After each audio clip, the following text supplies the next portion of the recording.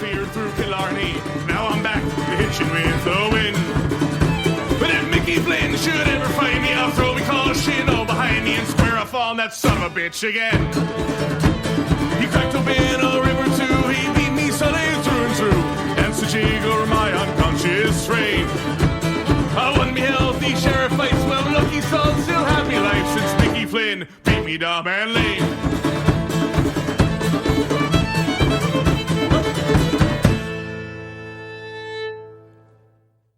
Hello and welcome again to PTBNL, the podcast to be named later or not. We're not sure yet. I am your host, co-host, coast. We're going to keep it real with that one. I am Shane, and I'm joined tonight by the host and leader of the Disciples of Ed show, Rob. Rob, what's going on, sir? Not much. Disappointing Flyers loss last night, kind of heartbreaker, but turning the page to some Phillies baseball tonight and trying to keep the vibes positive. We're getting back to our roots here. So last year we had, for our second year, we had the In Kap We Trust show for the Always Next Year podcast, and that was, I mean, pretty much at its core, it was just me and you, Rob. Yeah, for the most part throughout the most of the season, I'd say. Yeah, I don't even. Did we ever go a different direction? Did anyone ever pick up, or was it just us? To be honest with you, I can't even. I don't know, man. I think maybe towards the end of the season.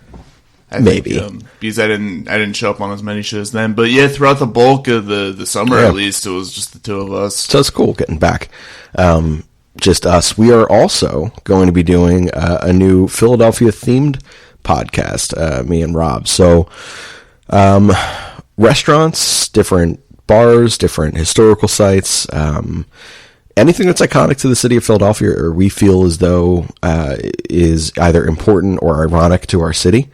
We're going to do a show on. So maybe a half hour, maybe an hour. We don't really know, but it's, I mean, you know me, you know Rob. It's going to be entertaining. Rob, what are you expecting out of that? Hey, if it's Philly, we're talking about it. I'm really looking forward to it. I mean, we've done so many sports shows. It'll be a nice change of pace to get out there. And, you know, obviously we're going to have some sports-related stuff because it is Philly, you know, and Philly's such a big sports town. But just to be able to focus on, you know, other things, like great stuff about Philadelphia, great stories, great places, all that kind of stuff. It's going to be a fun venture to get into. Yeah, man, I agree. And, you know, this week you and I may get out to the car show in Philadelphia, which obviously is not iconic to Philly, but it's here every year, so we're going to talk about it. I mean, it is a very, very popular event. One of the most popular events in Philadelphia every year. Definitely is, down at the convention center. If you guys have never been, definitely do so. It's through Sunday night.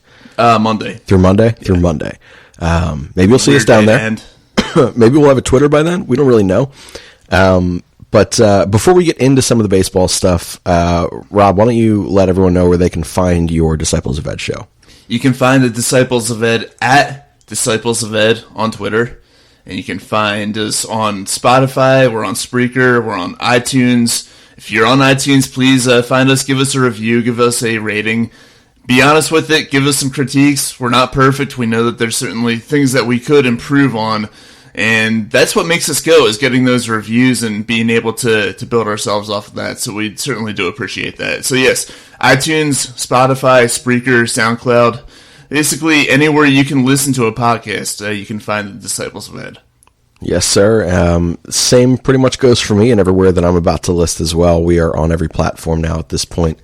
I am with the TJ is one of us, which now has a Twitter. It is at TJ is one of us. That is our 76ers show, hosted by two additional members of the PTBNL club over here. That is Scott and Andrew. They will both be on throughout this year for this Philadelphia Phillies season.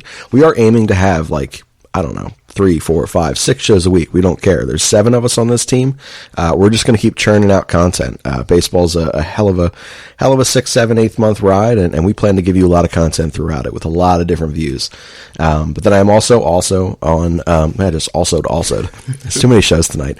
On DOE with Rob, which is awesome. I do another hockey podcast now. It's at Brotherly Pod with Dan, the Flyer fan. Fun show over there. Subscribe to all his stuff. And then Whiskey Ramble, everybody's favorite host, Steve, who is not going to be, or at least not often going to be part of the Phillies pod.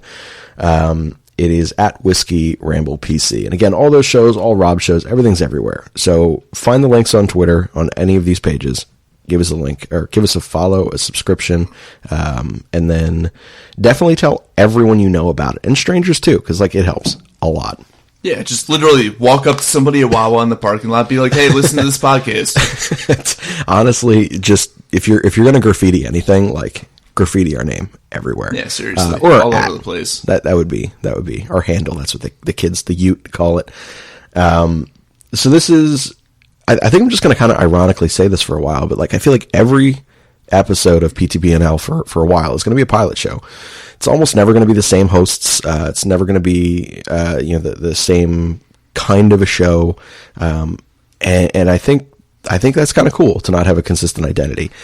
So for the first kind of pilotish edition, we had Joe Berardi on at Brosif Biscuit. It was actually his first ever podcast. It did very well. It was cool talking to another guy who kind of lives and breathes baseball. He's a smart kid. It's definitely, and he writes for us. So if you guys have followed us in the last couple of years, he's been on a lot of stuff, or put out a lot of stuff, excuse me. But he and I kind of talked about the off season as a whole so far, kind of like his view and his takes on it, mine, and several other topics as well. So real quick before we get into what we know we were going to talk about this show, Rob, I'm just kind of curious to get your just 30-second view of these couple big points from that pilot episode. First of all, what did you think of the Girardi signing? I love it. I was a Girardi guy back when he was managing the Yankees. I was a Girardi guy when we were first in search of our manager before we hired Kapler. And I was a Girardi guy when I wanted Kapler fired. God. So, I'm a big fan of this sign. I think that he's the kind of guy who I think that they did have some accountability issues, especially during Kapler's tenure. The thing with Segura and not hustling and that kind of stuff. I think that Joe Girardi's the kind of guy who will take care of that. And that's going to be, that alone, he's not going to add, wins, but he's going to make the guys go out there and bust their ass every time. Yeah, that's kind of been the consensus, from almost anyone who speaks about it. It's a lot of the things people did grow to appreciate from Gabe Kapler are going to be still present through Joe Girardi. And then some of the things that maybe we're missing or lacking from Gabe or really any young manager, certainly is not going to follow a Joe Girardi. So that's pretty much been how everyone feels the Girardi thing. And we here at PTBNL are in full support of the new skip. Let's just talk about the Chris Bryant thing. Everyone's making all these different trade proposals and all these different things. So I'll ask you the same way that I asked Joe Berardi, Joe, Joseph. I can't remember how I was saying it, but I was saying all three names in one form on the pilot. We got like a million Joes. It's crazy. It's ridiculous. But we'll call him Joey for this show. But one, would you trade for Chris Bryant right now? And if you were to, what would your trade package look like? Yes, I would, but I don't know if the Phillies have enough that they would be willing to part ways with right now to pull it off. You'd probably have to throw Spencer Howard in there. You probably have to throw Bohm in there. I don't think you got to throw both, but even one or the other's steep for a thin system. Yeah, well, at least one of those, and there's a chance that maybe you do have to put both in there. And if it's just one or the other, yes, I absolutely pull the trigger on it. Chris Bryant is a proven star, won a World Series with the Cubs, great hitter. They plays a pretty solid defensive third base. And like I said, he's a proven guy, and with these prospects, they could have as much talent in the world, but they're not proven. So what you want is a guy who can go out there and perform. And the fact that, he's from Vegas, just like Bryce Harper, they have that. And Bryson Stott. Yeah. They have that relationship there. I know I can't talk. They have a friendship because of where they're from. And, yeah, I would definitely pull the trigger on it if the asking price wasn't too high. So an interesting thing about him, and don't quote me on this exact number, but I know it's something ridiculous. Over his first 5 offensive seasons in the league, Chris Bryant, he is the 26th most valuable and effective offensive performer in MLB history. That's wild. Now, again, I don't hold me to that. That was on another podcast show, and I think the number was 26th. But whatever it was absurd. Like, he is an incredibly proven and talented offensive player. Nothing crazy great defensively. But he would be that next tier kind of big splash bat to kind of throw in that lineup and make sense with Bryce Harper, JT Realmuto, and hopefully a bounce back Rhys Hoskins. Sorry, I think I have coronavirus in my throat. Crazy. Oh, man. But yeah, I think that if he came to Philadelphia, he would kind of be in the same situation that he was out in Chicago, with a little bit of protection in the lineup. He would have likely Harper and, I don't know, maybe Realmuto or maybe Segura protecting him in the lineup, or maybe Gregorius protecting him in the lineup, whereas out in Chicago, I think he had Baez on one side and Rizzo on the other. Yep. So, yeah, it would be a similar situation to where he was in the order there. And a very friendly park. I'd say even more friendly than Wrigley, because Wrigley's unpredictable. You don't know what the wind. You never know. It's like 350 down the line. It's true. All right, so let's move into the things that we do know. So the pieces that we have in play right now, we're going to take a look at this 2020 upcoming Philadelphia Phillies season. We're going to give you a bunch of reasons why you should be positive. So it's difficult in the city of Philadelphia, and it is difficult when speaking about this particular organization and this front office to be positive. Anyone who listened to our show last year, like we were in, that might have been why you stopped coming towards the end of the year, why we kind of didn't put out quite as many pods. We were so beaten down by a second half collapse. It's exhausting. It's mentally taxing. But the organization just kind of clean slated it. And we're going to kind of take a look position by position this year, or player by player, that is on the roster right now that we definitively know about in some capacity. They could be a minor league piece that we believe is going to be impactful at the major league level. But this will not include the hypothetical Chris Bryants or big splash Nolan Arenados. Will not include any of those types of names. So let's start in the infield, all right? And let's start at kind of the captain spot of the infield catcher. I think the most interesting thing about this year is the fact that we still haven't paid a guy that we gave up our top pitching prospect for, which is super, super interesting. But the catcher's corp is going to be the same. It's going to be JT Realmuto and Andrew Knapp. So I'm going to start this one off by saying the first half for JT Realmuto, not unlike the first half for Bryce Harper, it was slow, but when his offense kind of came together, he once again proved why he is the most versatile two-way catcher in the sport. What kinds of things are you expecting? Because me, for one, I'm kind of expecting a complete JT Realmuto season, especially with the fact that Girardi was a former catcher.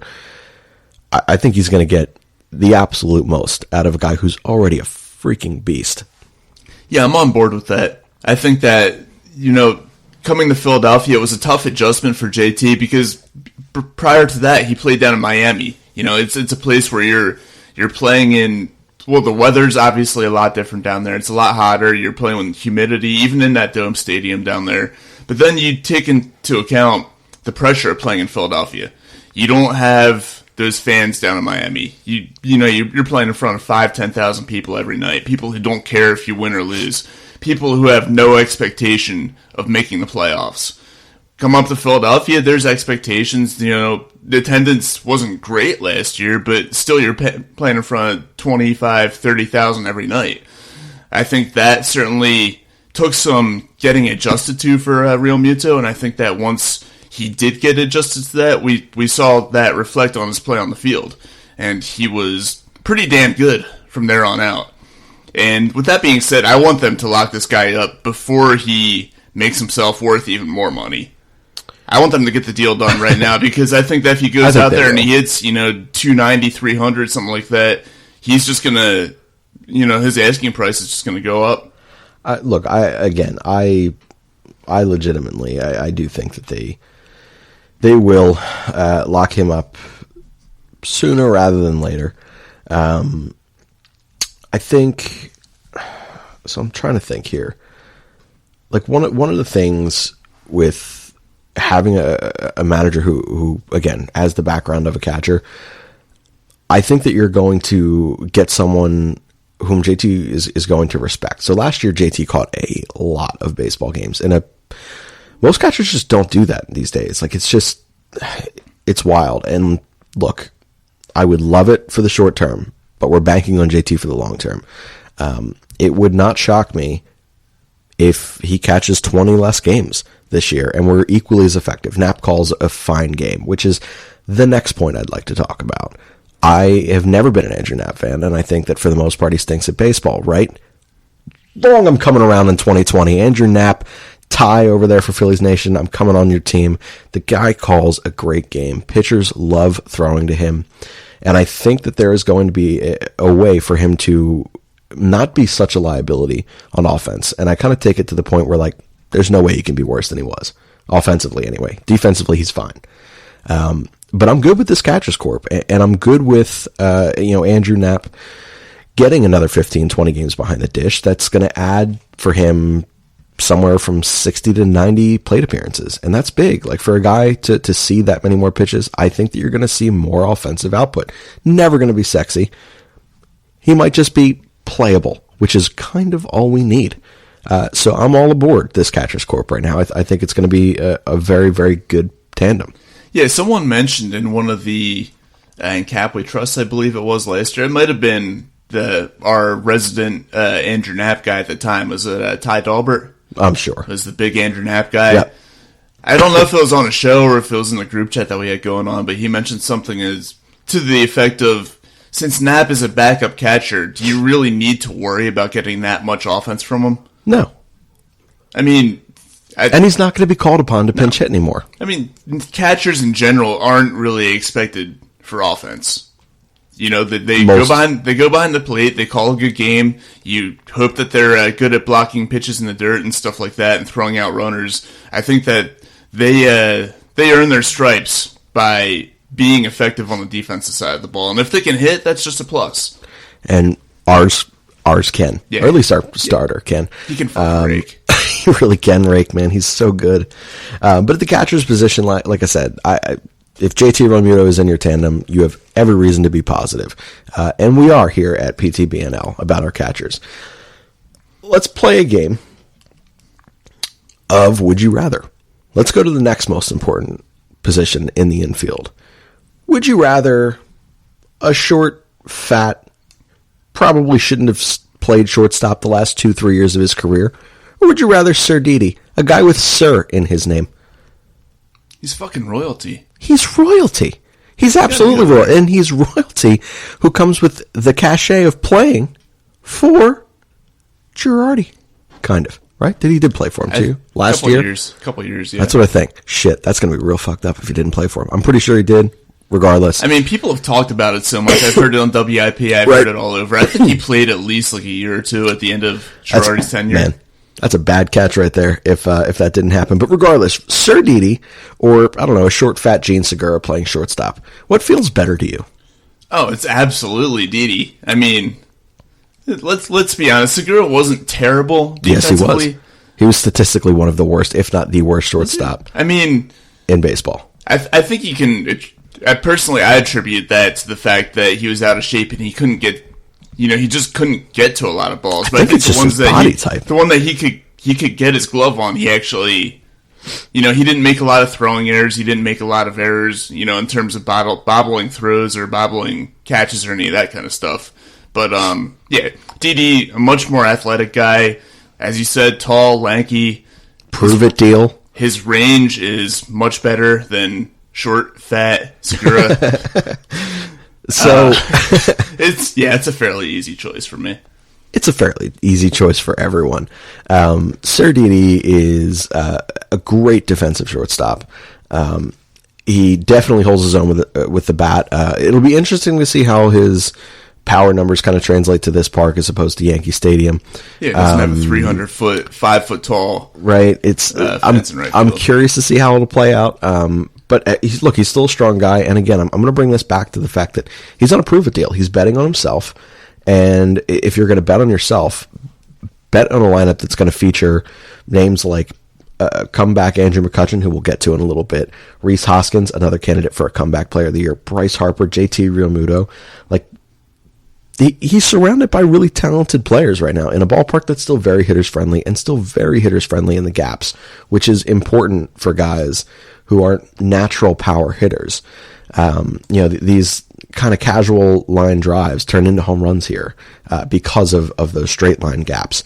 And he's a guy that's going to greatly benefit from it. So for me, replacing a guy who had like a gajillion errors at shortstop last year and allowing him to play a position that's more conducive to his body set, I think that makes both of these players that much more valuable. So for me, Sir Didi over last year's short fat Gene Segura at short, I'm taking that as positive all the way. That's like at least 4 wins right there. Then let's go to short fat Gene. You want short fat Gene Segura out there playing a natural position of second base, which is where he started playing when he was in Arizona? Or would you rather Cesar, who goes for random stretches of week last year, just booting every ball that came to him, forgot how to play defense for like 10 straight days, weirdest fucking thing I've ever seen in my life, hits a casual 280, maybe, can't steal a base, but he's fast, nothing special about him? Or do you want the guy that we brought in here to be a true 300 hitter and play his natural position at second base? What you feeling? Cesar, you said the 280 average. That was the emptiest 280 that I've ever seen since we got that extremely empty 300 from Ben Revere. Oh, God. Good pull. So, but yeah, and Segura, his average was right around the same, but he did more with that average. He drove in more runs. He had more extra base hits. On a down year. Yeah, an extremely down year for him. And it's crazy. He started off hitting like 350-ish for the first month or so, and then he went ice cold. But he still had a better year statistically than Cesar Hernandez did. And as I said, more effective with the hits they did get. He had a couple walk-off hits. He had more extra base hits. He had more home run power. That's a big thing there. More RBIs. Cesar, his 280 was nice, but it wasn't really doing much other than, singles. Yeah. Like I said, and Cesar was, it's weird when you take a look at like the least memorable era of Phillies baseball in our lifetime, he's kind of the fucking guy. Like, he's the face of the team. He was the most consistent and relevant player, and honestly the most tradable piece that we had for a long time once we got rid of the final pieces of that core from 2008. It's just it's weird that it was Cesar Hernandez because he's kind of a no one.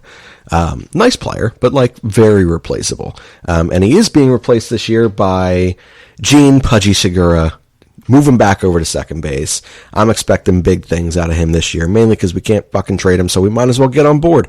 He's here. He's going to play second base, and it is what it is. But if he's playing second, let's move to third base. We finally get rid of one of the most maddening and frustrating humans, which this alone should give us 7.5 wins a year. Maikel Franco's gone, man. We don't have to watch Maikel Franco just pop up in the infield or roll over to third base all the time. It's done. We don't have to watch him not be able to get to anything more than 2 or 3 steps to either side. It's done. I'm so happy. And you know who replaces him? Scotty fucking Jetpacks. One of the best sets of hair in all of baseball. Absolutely. What a handsome man. Absolutely. Scott Kingery comes in, possibly his worst defensive position is third base, and he's still fucking better than Maikel Franco there. That's a pretty big upside to me. Scott Kingery in the lineup every single day. I'm for it, man. Hey, at least Scotty Kingery can leg out a double on the ball that goes off the top of the wall. That's true, because he's going to bust it out the whole time. And which, by the way, like, ever take a look at Maikel Franco in 2014 when we all believed he was going to be crazy because he hit 280 with 14 home runs in the second half of the season? The guy was like not rail thin, but like he was an in-shape human. Yeah, he was at one point. What happened? I was like, holy I shit. think he started to, he got that major league money and started spending on some McDonald's. I don't know. I don't know. Maybe he was accompanying Joe Embiid to Chick-fil-A. I don't know, man. But he just got thick. But we don't have to watch him anymore. And like again, that is a hell of a win. Another interesting thing about third base, and this is going to push Scott Kingery to center field, which we'll talk about shortly. Alec Bohm. Here's the thing. Chris Bryant's not happening. We're not talking about this right now, right? We're talking about definitive names on this roster today on February 13th or whatever the fuck it is. Alec Bohm. How soon is it before one of the best offensive bats that we've had come through our system just takes over third base? He's no better or worse than what a Chris Bryant would be out there defensively. Kind of. But offensively, man, what upside this guy has. If he's up here 6 weeks into the season and slides Scotty Kingery to center field, where he, by the way, turned out to be a pretty damn good center fielder for a guy who hasn't played the outfield since freshman year of college. Holy shit. What a good fucking team. Either one of these players at third base. Alec Bohm out there with his glove on the wrong hand, hitting from the left side of the plate instead of the right. I still feel better than watching Maikel Franco. And you should too. Everyone should. So this infield, let's recap our 2020 infield right now. We have JT Realmuto and Andrew Knapp, which you got to feel incredibly good about. Go to third base, and you're going to have one of Scotty Kingery or Alec Bohm. Monumental upgrade. Huge. Shortstop, you went Didi over a guy who is now playing a better position for him, and I think that offensively and defensively he will reap the benefits for it. Again, monumental upgrade. Sir Didi, and then Gene Segura.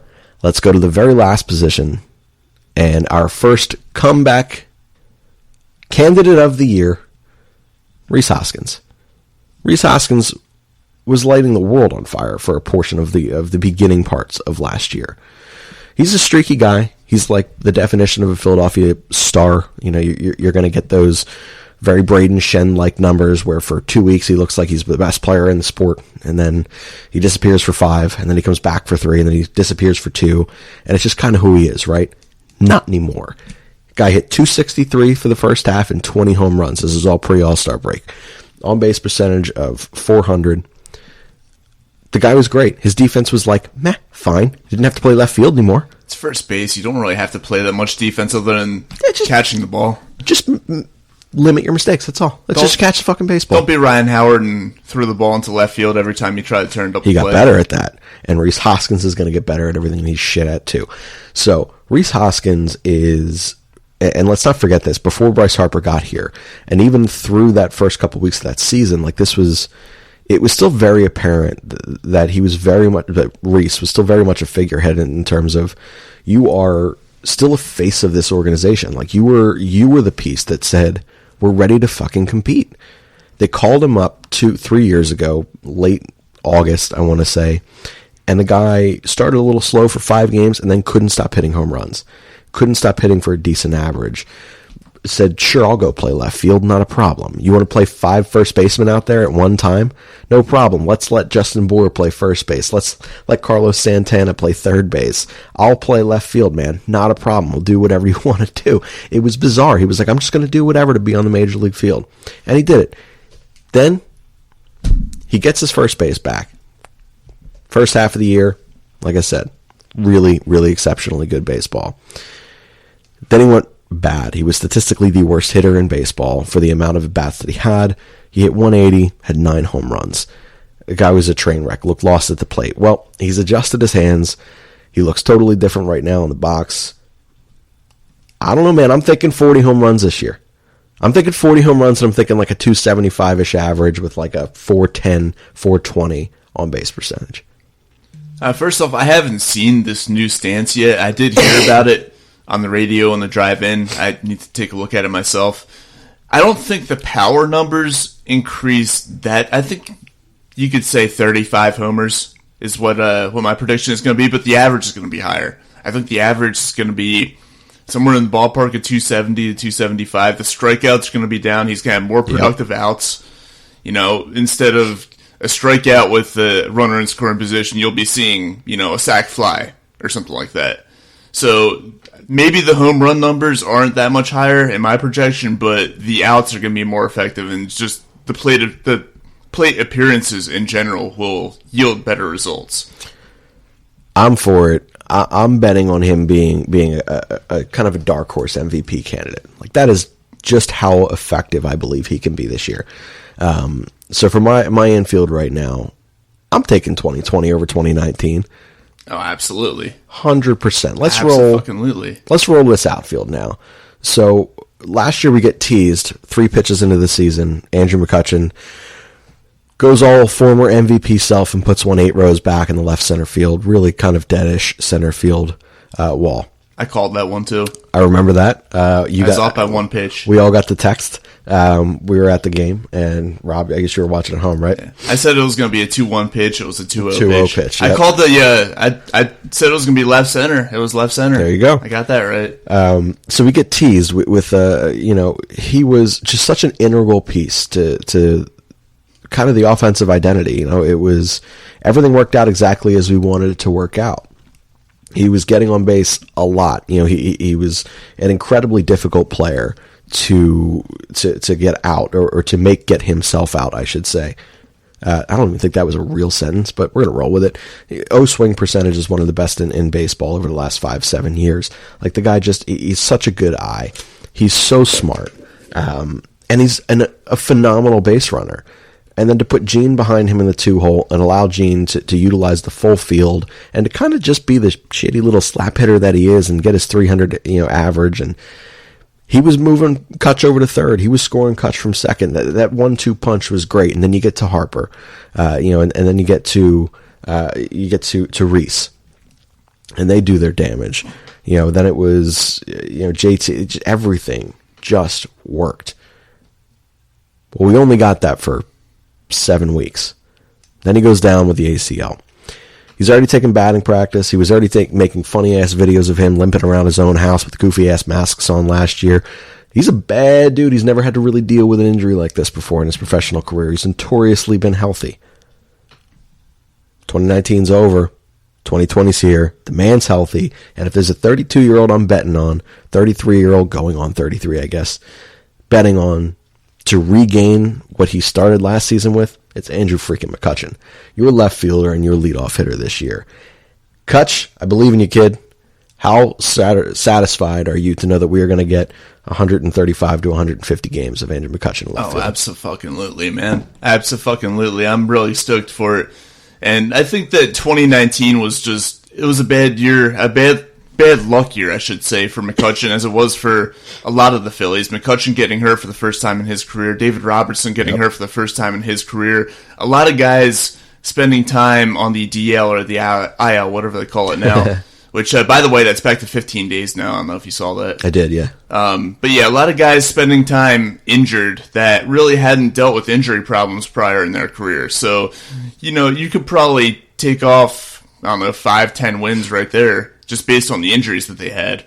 And this year, those guys are going to be back healthy. I think Robertson's going to be back at some point in the season. I don't think so. They're talking about it, that Girardi made a comment that kind of implied that he thinks that Robertson's going to be back at some point. But McCutchen, getting back to him, that's going to be huge. That's going to be huge because you saw how much the offense fell off when he got hurt last year. You mean to say that, like, one of Nick Williams and Aaron Altair and I don't know, insert minor leaguer here out in left field didn't make you feel good? The Jay Bruce stretch was fun. Yeah. The 2-week Jay Bruce stretch was fun. It'll be nice having him off the bench. It's going to be great having him off the bench. He's also going to be able to play first base a little bit. So. I felt fucking spectacular with Nick fucking Williams out there. I was thinking World Series or bust with him out there. Man, he was so bad that even Kapler didn't like him. Cap, did you hear him talk, by the way, in San Fran? Yeah, that's kind of what I was alluding to, is that he got off to San Francisco, and then when he's nice and safe and a nice distance away from Nick Williams out there, he's like, yeah, Nick Williams is a shitty baseball player. He goes, it wasn't the analytics, it was, you're just a bad baseball player. I was like, I love this man. I do miss Cap. I'll be honest, man. I still would have rode with him for a third year, but I'm glad Girardi's here regardless. If we had to move on, it was the right candidate to move on for. But yes, left field, like I said, I'm feeling very, very good about that. Last year, look, obviously, and this is a scenario, like, we're kind of lighthearted on this podcast, but the Odubel thing last year that happened How is he still with the organization? You can't punish him twice. He cannot make the team, which he won't. Just cut him loose. So you can't. I didn't even realize that. So Ty actually was the one who, like, I tweeted something and like 30 seconds later, Ty had texted me. He's like, "Dude, just so you know." I'm like, "Oh, fuck me, I did not know that." But yeah, it's like the double jeopardy thing. You can't. It's crazy, but you can't. But again, that scenario happens, and we went from thinking, this is our everyday center fielder, a guy who has the potential to hit, over 300, and he found his power numbers. He turned himself into a very good defensive center fielder.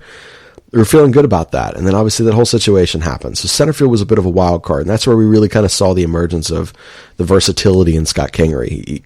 He really grew into a very good center fielder, and at some point, he's going to carry the load in center field when Alec Baum comes up and plays third base and mashes the baseball.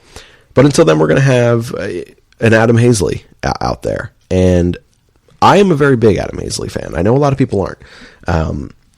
I recognize him for exactly what he is. And if Adam Hazley is your 7 or 8 hole hitter, you got to feel really, really good about everything, because the kid's going to hit 280 to 300. He's not going to have, but if he were to play 162 games, maybe he has like 10, 15 home runs. I think more than that. Maybe he had his grand slam against, I think it was LA, or 3-run home run against LA in that series final in Philly. That was a fucking shot. Like, he can run into some, but it's not really his game. He's definitely more of a line drive gap to gap guy. But that's a really good option, and he plays a nice center field. Like, he's not an all-star by any means, but he plays in nice center field. And if that is your center fielder out there, he's got good speed, he's got a plus arm. Putting him out there with Andrew McCutchen, who's a veteran, and Bryce Harper, who has played statistically his best defensive year of baseball in his career since his rookie year, I think. I'm feeling great about it. Yeah, one of my favorite things about Hazley is he was, even as a rookie, much more level-headed than Odubel Herrera ever was. That's true. I mean, Odubel Herrera, like, the physical talent was there, but he was one of the dumbest baseball players I've ever seen in my life. And Adam Hazley, he knows the game. He knows, not to get himself caught on the base paths and that kind of stuff.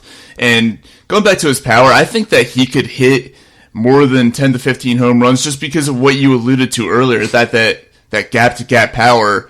The ball carries a little bit at Citizens Bank Park. It's a hitter-friendly ballpark. I think that a lot of balls that might be, doubles or triples at some of the bigger parks. Or flyouts, yeah. Clear the fence. So that's why I think that he could potentially push, 16, 17, 18, maybe 20 home runs if he plays a full season.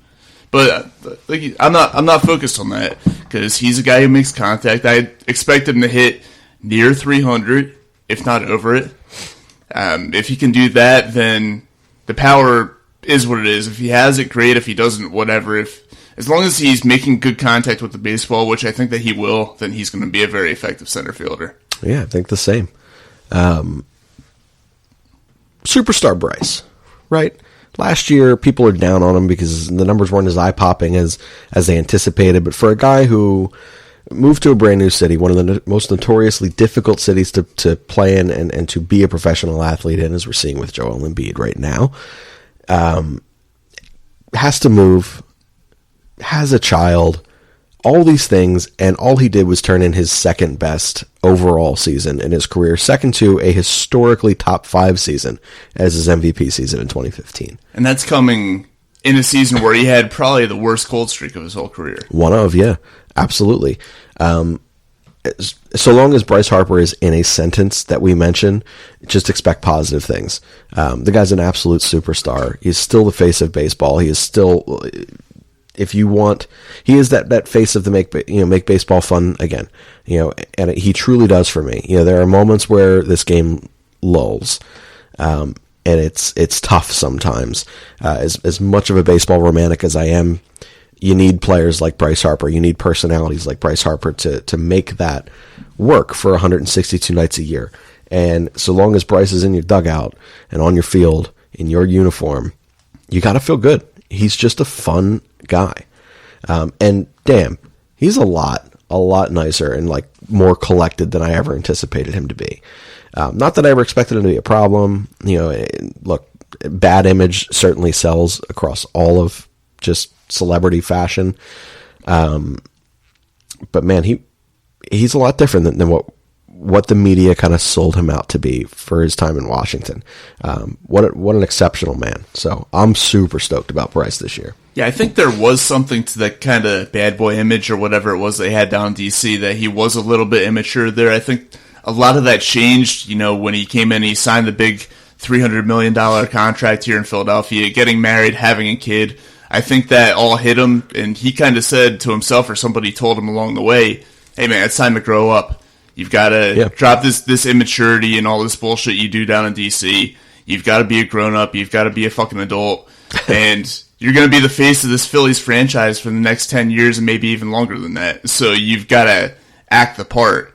And so I think that's one of the reasons why we saw a much more mature Bryce Harper last year. And yeah, he went through his cold streak early in the season and got through that. Second half of the season, he's one of the best players in all of baseball. Yeah. And I think that we're going to see some more of that this year. I think that he could be neck and neck with guys like Mike Trout and Mookie Betts for the best player in all of baseball this upcoming season. Honestly, I'm going to say it right now. I think that he gets his first career 50-homer season. I would be ecstatic. And I don't doubt it. Like I said, look, you could put any stat number in front of me with Bryce Harper, and I would say I believe you. He's that exceptional of a talent and of a human being. So I'm all on board that. Let's move into the rotation now. I'm just going to say why I feel confident about this rotation, and then I'm going to let you say why you feel confident about this rotation comparatively to last season, right? Aaron Nola's not going to have another down year like that. Not happening twice in a row. Zach Wheeler, notoriously good in the second half. Phillies, notoriously bad in the second half. I'm no fucking genius, but it seems like he's kind of a missing piece for the Philadelphia Phillies the last 2 years. That's awesome. Jake Arrieta, 100% healthy for the 40th time in his career. I believe him this time. I don't know why. The first 39 times I didn't believe him, but now I fucking believe him. He's also got a chip on his shoulder because this is the last year of this contract right now. It's a lot of money to suck for 3 straight years. I think he's too talented to suck for 3 straight years. I think we get bounce back, Jake. I think it's going to happen. Contract year motivation. That's what I'm saying. This is going to determine what kind of, is he a 1-year deal for the rest of his life and bounce around 40 different cities? Or is he going to pitch himself into another 3-year contract for some dumbass team to give him $60 million? Not my Phillies, but it could happen. You don't know, but I'm for it. Spencer Howard. They're going to massage these innings all year. He's going to have mysterious flus or gastrointestinal issues that just float through the entire city of Philadelphia. But we're going to get Spencer Howard to be a very integral piece to this rotation. And I think eventually it's going to be him in that top 3 part of the rotation with Wheeler and Nola. And I think that's pretty fucking unbeatable if you get us in the series. And we're going to be a dangerous-ass team. Then you get to Eflin and Pivetta, both of whom are never sexy to anyone except for Fritzy. But they're fucking sexy to me, man. Maybe not Eflin. I'm going to just stick with Pivetta. I do believe that a guy with tools like him can figure it out with the right pieces behind him. The right piece for Nick Pivetta is a fucking therapist, and I hope that they've supported him with one. I do believe that is a rotation right now. More comfortable 1 through 5 than anyone else in the NL East. I know that's a weird thing to say when you take a look and you look at the Strasburg and Scherzer over there and Corbin. Like, obviously that's top 3 and that's great, but Hannibal Sanchez is not going to do what he did again. They don't have a real 5th starter over there. Scherzer, meh. I don't believe in Strauss again, mainly because we didn't pay him. But had we paid him, I would have fucking believed in him. New York is the fucking Mets. I don't fear them at all. Yeah, their best pitchers get hurt every school year. Philly's a team to beat, man. I don't know if I would go that far. I think that This is a positive show, sir. I know it's a positive. We can hit the realism next show. Look, I think at the very least, they're a playoff team. I think more than likely a wild card. I don't know if they win the division this year, but I'm feeling more positive about every single aspect of this team. And going back to the rotation, I love the Wheeler signing. He's not the greatest. I think we did overpay for him, but when you look at the rest of the market, you had to overpay for him. That's what I'm saying. But we didn't. When you take a look at what Garrett Cole went for, what Steven Strasburg went for, like a third tier, like holy shit. Had Strasburg signed first, we would have had to pay like another $60 million for Zach Wheeler. So like, at the time, overpay. See what the other guys make. Pretty fucking okay with it. Well, yeah, I mean, relative to what the other guys out there made, maybe not overpay in that regard, but I think just in terms of general money and not looking at what the other players made, I think they did overpay. But I still love it though because they needed that guy in the rotation. Yeah, you can't go through a full season with both Eflin and Pivetta or Velasquez in the rotation. That's too much right there. But if you have, maybe one of those three guys in, and you have, as you mentioned, Spencer Howard in there, and then you have Wheeler, Nola, and Arrieta, the top three. Yeah, much better, much improved rotation from the year before, and that's a big thing because that rotation is what held them back last year. That rotation is why they finished with the 81-81 record as opposed to being closer to maybe, say, 87-88 wins. That could have been the difference between making that wild card spot and not making it. I agree. Last year was a train wreck. Like I said, we mentioned it. Guys notoriously healthy had their first very unhealthy season. Guys had really, really down full seasons or really down parts of seasons. We didn't have a rotation beyond Aaron Nola, and even Aaron Nola wasn't himself. I think we must have thrown out like 16 different starters last year. It was crazy. There was no stability there. And then the bullpen, what I believed was going to be a strength last year, just collapsed. Guys got hurt. Guys dramatically underperformed. No one had a clear role because every time something got said, another arm went down. Yeah, that was the most banged up part of the team. It was crazy. Sir Anthony, Tommy Hunter, Neshek was down, Robertson. David Robertson, Adam Morgan, Victor Arano. It's just everyone. Everyone went down. It was wild. But this bullpen this year, I'm going to say that this is probably one of the last comments I'll make here before we wrap this one up. We didn't make any sexy bullpen additions. Like we really didn't. We took a couple shots on a couple pieces that like may work out to be middle inning guys or seventh or eighth inning guys, but we didn't overpay this year for anyone. We didn't walk out there and sign. We didn't commit. What was it? $18 million to Neshek, $14 million to David Robertson, and $11 million or something to Tommy Hunter to get a combined like 21 innings. Like we didn't do that this year. We don't have, 35, 40 million in bullpen arms tied up that are not going to pitch for us. We're going to have flexibility. We're going to have young arms. We're going to have vets on prove-it contracts, and I'm pretty okay with it, man. Like this is a team that is very Philly to me, and I dig it. Here's another thing. Arrieta can actually focus on pitching this year because he doesn't have to focus on being the biggest diva in a clubhouse over Pat Neshek. That's very true. So, again, we have named this podcast the PTBNL, the podcast to be named later. Obviously, a play on the acronym of player to be named later. I'm just going to throw this one on just because this is what I want to do. One of my favorite baseball movies of all time is Bull Durham, and obviously, Crash Davis in that was the player to be named later. And he sarcastically announces that as he is back in A-ball and walking into the Durham Bulls. What is your favorite baseball movie of all time? Oh, man, that's pretty tough. I was a big fan of another movie that did have a kind of indirect tie to the Durham Bulls, The Rookie. Okay. With the, I forget the guy's name. He ended up being like a 38-year-old rookie who pitched for Tampa for a couple seasons.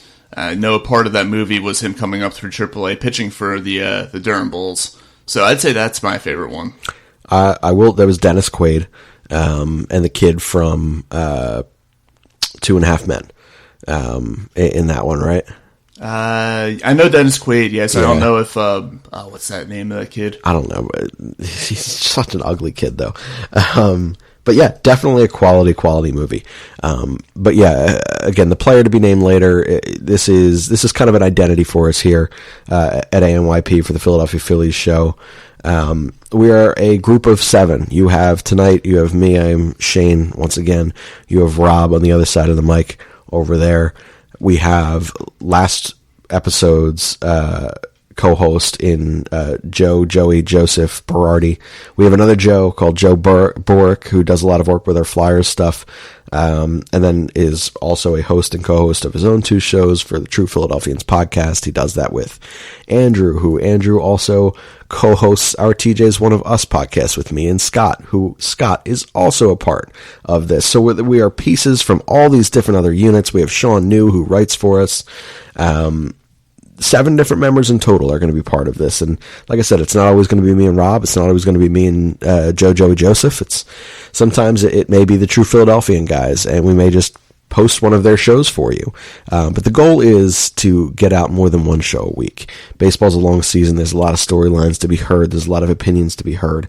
And there's a lot of fun topics to be talked about. So if you have a 45-minute shitty dog shit, god damn it, I hate my commute to work every single day, and you want to listen to me, you want to listen to Rob, you want to listen to Sean, you want to listen to Joey Joseph, Joe, Andrew, or Scott, we're going to supply you with all the content that we can. So we're going to run through this one more time where you can find each one of our hosts. I'm going to start with the co-host of tonight's show, Rob. Rob, what shows are you a part of, and where can we find you? I'm part of this one. I'm additionally a part of Disciples of Ed and the upcoming Philly podcast that we will be starting that does not have a Twitter handle yet, but you can find Disciples of Ed at Disciples of Ed. You can find my personal at radio_Rob.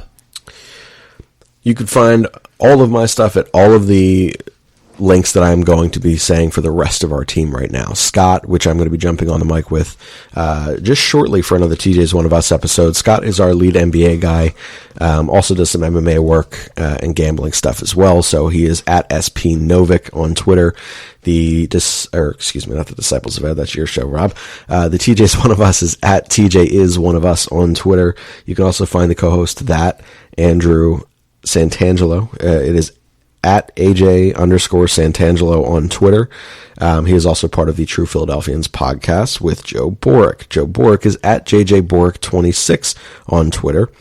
The other Joey Joseph, writes for us for our website, which is now WordPress, by the way. We went back to our roots in a lot of different ways. We've gone back to our roots here in 2020. I can't actually remember what the hell the website address is. I think it's just alwaysnextyearpodcast.com. I can't remember. I think alwaysnextyearpodcast.wordpress.com. .wordpress.com. That's right. So you can find some of his work there. You can find him on Twitter at Brosif Biscuit. Sean New, who is yet to appear in a podcast for us, but we are eagerly anticipating him being behind the mic. You can find him at Sean New 27. Am I forgetting one right now? I think you got them all. All right, I think that's all 7. We do not have a Twitter for this yet. We will eventually get one. I just have to, eventually start using my own fucking Twitter, which is, again, at Shane_Mead. You can also find some of my work at Brotherly Pod right now. I co-host a show with Dan the Flyer fan a couple times a month over there. We're everywhere. We are a pod of misfits here for the Philadelphia Phillies show. The podcast to be named later, PTBNL. We will see you within the next couple days with another episode for PTBNL by AMYP Podcast. A fighting man I used to be, revered and feared through Killarney. Now I'm back, hitching with the wind. But if Mickey Flynn should ever find me, I'll throw me caution all behind me and square off on that son of a bitch again. He cracked open a river too, he beat me Sunday through and through, and so jig over my unconscious frame. I won me healthy sheriff fights, well lucky son, still happy life since Mickey Flynn beat me dumb and lame.